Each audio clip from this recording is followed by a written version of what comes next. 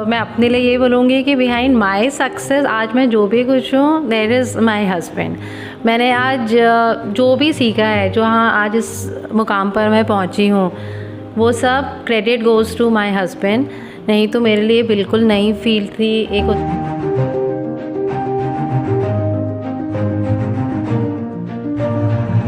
One thing which I would like to share, that our managing director, Mrs. Anusha, she is very employee friendly managing director, and she always focus on the quality and patient care, which I like most.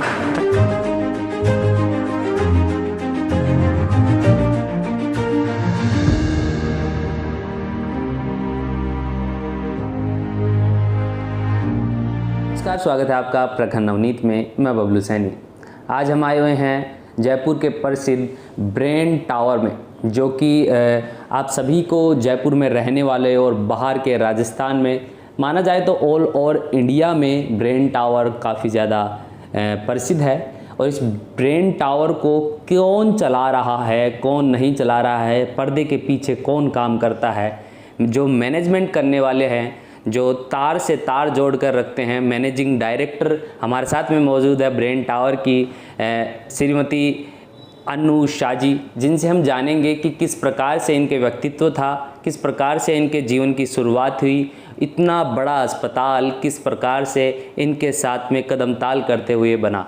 Ma'am, सबसे पहले तो मैं आपके बारे में जानना चाहूँगा कि किस प्रकार से आपके बारे में आप दर्शकों को बताना चाहें। नमस्कार, जैसा कि इन्होंने मेरा इंट्रोडक्शन दिया, मेरा नाम अनु शाह है। मैं दिल्ली से बिलोंग करती हूँ और मेरी schooling, education, born and brought up मेरा सब दिल्ली में ही हुआ है। मैंने दिल्ली पब्लिक स्कूल से मेरी स्कूलिंग करी है। ग्रेजुएशन मैंने बीए इंग्लिश ऑनर्स किया था। उसके बाद में मैं अहमदाबाद शिफ्ट हो गई थी, बिकॉज़ मेरे फादर जो हैं वो SBI से एक्स जनरल मैनेजर रिटायर हुए, तब वो अहमदाबाद में थे और वहाँ पर मैंने अपना MA इंग्लिश लिटरेचर कंप्लीट किया। और साथ ही बीच में मैंने पढ़ाई के साथ साथ में मैंने एक गवर्नमेंट का प्रोजेक्ट था सरदार सरोवर नर्मदा निगम, वहाँ पे भी मैंने कुछ टाइम जॉब करी। दिल्ली से जो आपकी एजुकेशन थी कॉलेज की, उसको मास्टर्स के रूप में आप गुजरात रहने लगे? हाँ, वहाँ पर आपको ये मिला? हाँ, वहाँ मैंने ऐसे पार्ट टाइम अपना एक जॉब स्टार्ट किया था कुछ टाइम के लिए। और उसके बाद में 1995 में मेरी शादी हो गई। मेरे हस्बैंड डॉक्टर सुनीत शाह हैं, जो जाने माने हैं, वो तो मेरे को होता है। हाँ, न्यूरोफिजिशियन है वो। और हमारा ये हॉस्पिटल है advance neurology and super speciality hospital, जिसको कि लोग बाग ब्रेन टावर के नाम से जानते हैं। ये सन 2007 में हमने इस हॉस्पिटल को स्टार्ट किया था और आज मैं गर्व से कहूँगी कि हमारा ये जो हॉस्पिटल है ये NABH एक्रेडिट हॉस्पिटल है, जो कि एक क्वालिटी पैरामीटर्स को मीट करते हैं। बहुत ही कम हॉस्पिटल्स हैं जो NABH एक्रेडिशन जिनको मिलता है।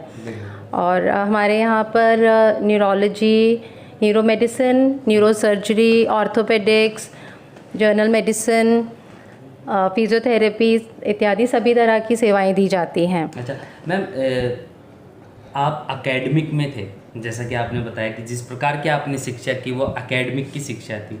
उससे एकेडमिक शिक्षा से आप स्कूल के अंदर भी आपने शायद पढ़ाया है। कौन कौन सी स्कूलें हैं, कहाँ कहाँ पर आपने शिक्षण कार्य किया था? मैंने एक्चुअली ऐसा देखा जाए तो मैंने काफ़ी अलग अलग जगह ट्रैवल किया है। जैसे मैंने बताया, पहले मैं गुजरात थी, तब मेरे फादर वहाँ थे। उसके बाद मेरे हस्बैंड, जब मेरी शादी हुई तब मेरे husband RNT medical college Udaipur वहाँ से अपना MD मेडिसिन कर रहे थे। तब मैंने कुछ टाइम अपना B.Ed कंप्लीट करके वहाँ एक स्कूल में जॉब करी। फिर वहाँ से हम लोग वापस दिल्ली शिफ्ट हो गए। तब इन्होंने दिल्ली में हॉस्पिटल में जॉब कर रहे थे, मैंने दिल्ली में फिर एक स्कूल ज्वाइन कर लिया। फिर फाइनली DM जो हमारे मेडिकल में बहुत हाईएस्ट डिग्री होती है, उसके लिए लखनऊ शिफ्ट हो गए थे। लखनऊ में मैंने फिर कुछ टाइम के लिए लखनऊ दूरदर्शन ज्वाइन कर लिया था। हाँ, एज एन एंकर पर्सन 1-1.5 साल करीब मैंने वो वहाँ पर जॉब किया।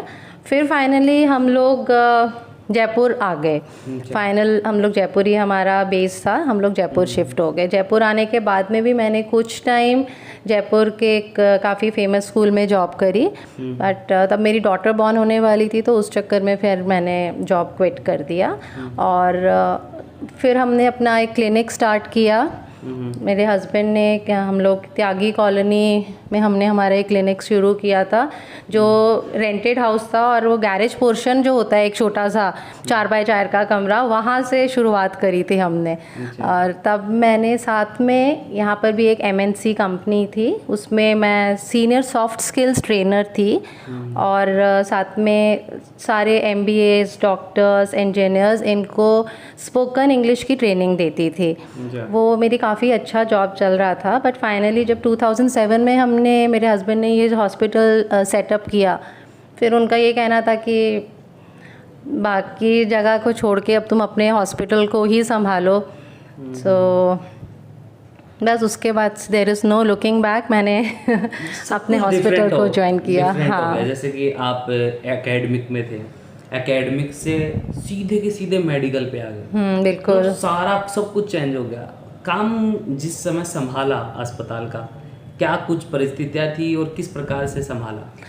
शुरू में मुझे बहुत अजीब लगता था जब मैंने ये हॉस्पिटल ज्वाइन कर लिया और अपना सारा जो एकेडमिक्स वाली लाइन थी उसको छोड़ा, क्योंकि जैसे मैंने बताया मैं सॉफ्ट स्किल ट्रेनर थी, तो मेरा वहाँ पे काम होता था लोगों को सॉफ्ट स्किल्स की ट्रेनिंग देना। सारे वो डॉक्टर्स या इंजीनियर्स आते थे। अब यहाँ आके मुझे किन से डील करना पड़ता था? स्वीपर से, वार्ड बॉय से, नर्सिंग स्टाफ से। तो वो एकदम ही क्या ड्रास्टिक चेंज था। कहाँ आप एकदम पोलाइटली बात करना उनको बताते थे, अब कहाँ पर इनको इतना ज़ोर ज़ोर से आपको, मतलब कई बार होता था नहीं समझते हैं तो उनको सिखाना पड़ता था, करना पड़ता था। हाँ बट ठीक है, शिक्षा कभी भी वेस्ट नहीं जाती है, तो this is also a very good learning experience for me. वही बात पड़ गई ना, वहाँ पर आप स्टूडेंट्स को समझाते थे, यहाँ पर मैनेजमेंट के तौर पर लोगों को समझाते थे। राइट, बिल्कुल ठीक है। अच्छा, फिर अस्पताल में आप किस प्रकार से अभी फ़िलहाल में सेवाएं दे रही हैं?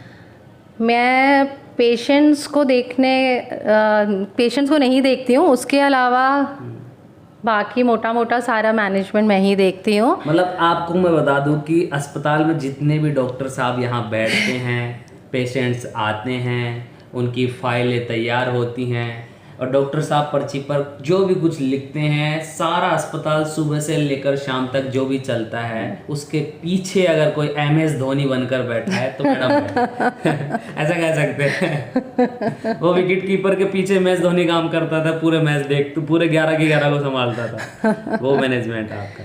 हाँ, मतलब इसमें सारा मैन पावर का रिक्रूटमेंट करना है, या आपका कुछ बाकी जितनी भी चीज़ें रहती हैं, कभी कुछ मशीनरी से रिलेटेड, मतलब हॉस्पिटल बहुत सारा छोटा काम होता है, तो वो सारा एडमिनिस्ट्रेटिव वर्क हम लोग करते हैं। हाँ, आपका जो बचपन में क्या सपना रहा, सबसे बड़ा सपना, कि भाई बचपन में आप जब थोड़ा होश संभाला कि आज यार आप समझदार हो गए, तो उस समय क्या सपना था, क्या बनना चाहते थे? उस टाइम ज़्यादातर क्या 2 या 3 ही चीज़ें होती थी, या तो डॉक्टर बनते थे बच्चे, या इंजीनियर बनते थे, या चार्टर्ड अकाउंटेंट बनते थे, है ना। हाँ, वो सबका यही था। और मेरे से ज़्यादा मेरे पेरेंट्स को बहुत था कि भी तुम डॉक्टर बनो। मैंने PMT का एग्ज़ाम भी दिया था, सब कुछ किया भी। उस समय PMT चलता था, तो मैंने वो PMT का एग्ज़ाम भी दिया था, बट समहाउ नहीं हो पाया, बिकॉज मेरी डेस्टिनी थी कि मैं खुद ना डॉक्टर बन के, एक डॉक्टर से मेरी शादी होनी थी, और बाद में मुझे बहुत सारे डॉक्टर्स को संभालना था। कह सकते हैं आज संभाल भी रहे हो आप। हाँ, तो डॉक्टर तो मैं नहीं बन पाई, बट हाँ finally I got married to a doctor, and मैं एकेडमिक्स में चली गई थी। बाद में मुझे उसी में इंटरेस्ट आने लग गया, मुझे बुक्स पढ़ने का काफ़ी शौक है, सो लिटरेचर मैंने लिया as a subject, and I was very happy with that. अच्छा, तो जैसा कि आपने बताया कि आपको बुक्स वगैरह पढ़ने का बहुत मन करता है, आपको पसंद है, तो साथ ही साथ जो शिक्षण की जो आपने गतिविधि की, अध्ययन करवाया आपने, आज भी मन करता है कि यार दोबारा बच्चों के बीच में चली जाऊँ, पढ़ाई करवाऊँ? कभी कभी करता है, बट अब मुझे इतना टाइम समय ही नहीं मिल पाता है। अच्छा, तो क्योंकि इसमें भी यहाँ पे भी चलता रहता है। मैंने आपको जैसे बताया कि हमारा NABH का ये जो एक्रेडिशन का है, तो इसका क्या रहता है, इनका टाइम टू टाइम आपको क्वालिटी पैरामीटर्स को मीट करने के लिए सर्विलेंस होता है, ऑडिट होती है, तो वो कांस्टेंट एक काम है। तो ये पूरा NABH का प्रोजेक्ट मैं ही संभालती हूँ। तो उसमें क्या पूरी हमारा स्टाफ होता है, उनकी ट्रेनिंग्स चलती हैं, उनके मॉड्यूल्स होते हैं, बुक्स होती हैं, सेशंस होते हैं। तो एक तरह से क्या वो मीटिंग्स एंड ट्रेनिंग्स चलती रहती है। तो यहाँ पर भी मेरी वो काम आती रहती है पढ़ाई। मतलब आपके परिवार में कौन कौन है? मेरे फादर इन लॉ हैं और मेरी जो मेरे हस्बैंड की माता जी, मेरी मदर इन लॉ, वो काफ़ी साल पहले ही, शादी से पहले ही वो स्वर्गवास उनका हो चुका था। और उसके अलावा मेरे हस्बैंड के अलावा 2 ब्रदर्स हैं मेरे हस्बैंड के, एक बड़े भाई हैं और एक छोटे देवर। हाँ हाँ, वो दोनों बाहर रहते हैं, जयपुर से बाहर रहते हैं। अच्छा, आपके बच्चे कितने हैं? मेरे 2 बच्चे हैं। क्या कर रहे हैं वो भी? मेरा बड़ा बेटा अभी डॉक्टर है, वो MD मेडिसिन कर रहा है फाइनल ईयर में, और बिटिया भी मेरी फाइनल ईयर में है, वो बाहर पढ़ रही है। हाँ जी। अच्छा, तो आप मदर हैं, ठीक है, माँ हैं, और साथ ही साथ मैनेजमेंट संभाल रही हैं, कामकाज संभाल रही हैं। एक ही छत के नीचे आपके पतिदेव उस कमरे में बैठे रहते हैं, आप इस कमरे में बैठे रहते हैं। तो इस बीच कैसे मैनेज कर पाते हो? क्योंकि वो रिश्ता भी संभालना है, ये रिश्ता भी संभालना है, इसको कैसे मैनेज करते हो मैनेजमेंट साहब? यही तो मैनेजेरियल स्किल्स होती हैं। बिल्कुल बिल्कुल। उसके बारे में बताइए, कभी ऐसे घूमने का प्लान बनाओ और आपको खुद को पता है कि इस समय हॉस्पिटल से छुट्टी लेना पॉसिबल नहीं है और आपका उसी समय कहीं जाना हो, तो आप पहले बोलते हो या फिर वो आपको बोलते हैं? छुट्टी के लिए कौन किसको बोलता है? ये हमारा म्यूचुअल होता है, हम लोग, क्योंकि शुरू से ही हम साथ में, अब इस लाइन में इतने सालों से साथ में ही काम कर रहे हैं, तो वो एक म्यूचुअल अंडरस्टैंडिंग होती है। पहले से ही प्लान आउट कर लेते हैं कि भाई देख लेते हैं कि हाँ इस पीरियड में हम लोग निकल सकते हैं, तो हम उसके अकॉर्डिंग ही हमारा प्लान बना लेते हैं। वो जिसका भी होता है, जो भी पहले प्रपोजल डाल देता है, एक्सेप्ट हो जाता है, तो निकल जाते हैं। वो सब होता है। हाँ। सामाजिक कार्य में भी आप बढ़ चढ़कर हिस्सा लेते हैं क्या? किस प्रकार से सामाजिक कार्य करते हैं आप? सामाजिक कार्य में जैसे हम लोग कैंप्स ऑर्गेनाइज करते रहते हैं, ब्लड डोनेशन कैंप्स करते हैं, साथ में चैरिटी का बोला जाए तो जैसे एनिमल्स हैं तो उनके वेलफेयर के लिए हम लोग काफ़ी कोशिश करते हैं। कुछ बच्चे हैं, उनकी एजुकेशन, उनकी स्कूलिंग, ये हम लोग अपनी तरफ से स्पॉन्सर करते हैं। और मंदिर वगैरह हैं तो उनमें भी, हाँ, स्पिरिचुअली भी हम लोग काफ़ी कनेक्टेड रहते हैं। गौशाला में गए तो वहाँ गौशाला में से कर रखा है कि हाँ बीच बीच में जाते रहते हैं, करते रहते हैं। खंडेलवाल बिजनेस वुमेन क्लब की शुरुआत हो रही है, उसके बारे में क्या कहना चाहेंगे? मैं सबसे पहले तो भारती जी को अपनी तरफ से और सारे खंडेलवाल समाज की महिलाओं की तरफ से बहुत बहुत शुभकामनाएं देना चाहती हूँ कि वो एक बहुत ही अच्छा काम कर रही हैं और एक बहुत अच्छा प्लेटफॉर्म उन्होंने शुरू किया है जिसमें वो सारी बिजनेस वुमेन को जोड़ रही हैं। और मेरा ये मानना है कि जितनी भी महिलाएं हैं, मैक्सिमम महिलाएं इस प्लेटफॉर्म में जुड़ें और साथ में पार्टिसिपेट करें, बिकॉज़ ये एक नेटवर्किंग का बहुत अच्छा मौका मिल रहा है जिसमें महिलाएं, जैसे बोला जाता है ना कि महिलाएं ही महिलाओं को सपोर्ट करती हैं। तो मेरा सभी महिलाओं से भी ये कहना है कि बिलीव इन योरसेल्फ। लाइफ में चैलेंजेस आते हैं, नो डाउट, है ना, आपको सक्सेसफुल बनना है तो ऑब्स्टेकल्स आएंगे ही, लेकिन उनसे घबराने की कतई ज़रूरत नहीं होती है। आप स्टेप बाय स्टेप आगे बढ़ते जाओ। Every challenge prepares you for a bigger challenge, but you have to have that determination and a strong force within. तो आपको सक्सेसफुल बनने से कोई नहीं रोक सकता है। अब हमारे साथ में मौजूद हैं मशहूर न्यूरोलॉजिस्ट सुनीत कुमार शाह जी, जो कि मैम के हस्बैंड हैं। हम इनसे भी जानेंगे कि किस प्रकार से मैम का अस्पताल में सहयोग रहता है। सर, किस प्रकार से पर्सनल और प्रोफेशनल लाइफ को, जैसे अस्पताल में मैनेजमेंट करते हैं, उसी तरीके से पर्सनल और प्रोफेशनल लाइफ को ये मैनेज करती हैं? नमस्कार, बहुत अच्छा सवाल आपने किया। शुरुआत में जब मैं एज ए कंसल्टेंट प्रैक्टिस करता था, डिफरेंट हॉस्पिटल्स में जाता था, ये अस्पताल नहीं चलाया था। मैडम उस समय टीचिंग लाइन में थी, रुक्मणी बिरला स्कूल में इंग्लिश टीचर थी उससे पहले दूरदर्शन में, लखनऊ में भी और उदयपुर में भी दूरदर्शन वगैरह पे मैडम के टीवी शोज़ वगैरह में एज एन एंकर काम करती थी। जब ये 2006-07 में हम लोगों ने हॉस्पिटल शुरू किया तो उस समय कुछ समय बाद में मैंने रियलाइज़ किया कि पेशेंट देखने का काम और साथ में हॉस्पिटल मैनेजमेंट एडमिनिस्ट्रेशन का काम करना थोड़ा सा डिफ़िकल्ट हो रहा था। प्लस ये दोनों काम करने में मेरा पूरा समय सुबह मान के चलो 8 बजे से रात को 11 बजे तक 12 बजे तक का टाइम हॉस्पिटल में ही निकल जाता था, तो पर्सनल लाइफ भी थोड़ा सा डिस्टर्ब हो रही थी। तो वो फिर हम लोगों ने एक दिन चर्चा करके डिस्कस किया और ये फाइनल किया कि मैडम को भी हॉस्पिटल ही ज्वाइन कराएंगे। तो मैडम ने अपना फिर टीचिंग लाइन का जो करियर था उसको सेक्रीफाइस किया, फिर ये हॉस्पिटल ज्वाइन किया। अब हॉस्पिटल एडमिनिस्ट्रेशन मैडम के लिए शुरुआत में एकदम नया फील्ड था, तो कुछ उसके अपने चैलेंजेस होते थे, डिफ़िकल्टीज़ भी आती थी, बीच बीच में लगता भी था कि करें नहीं करें, कोई दूसरा प्रोफेशनल आदमी ले लें।